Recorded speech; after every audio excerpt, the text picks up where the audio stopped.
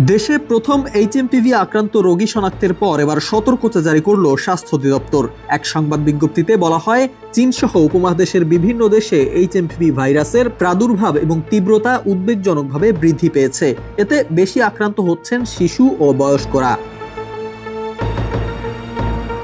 ভাইরাসটি চীনে কোভিড-19 মতোই আতঙ্ক ছড়িয়েছে উল্লেখ করে আইইডিসিআর জানায়, 14 বছরের কম বয়সী শিশু এবং 65 বছর বা তার বেশি বয়সী ব্যক্তিদের মধ্যে এইচএমপিভি সংক্রমণের ঝুঁকি বেশি। এছাড়া হাঁপানি রোগী, গর্ভবতী নারী এবং দুর্বল রোগ প্রতিরোধ ক্ষমতা সম্পন্ন ব্যক্তিদের জন্য এটি উচ্চ স্বাস্থ্য ঝুঁকি তৈরি করতে পারে।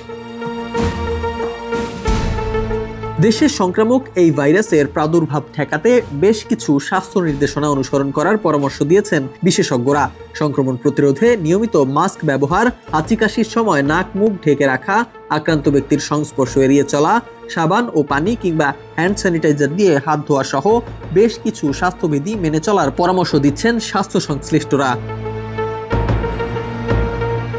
এইচএমপিভি ভাইরাস নিয়ে আতঙ্কিত না হয়ে জনসচেতনতা সৃষ্টিরও পরামর্শ তাদের।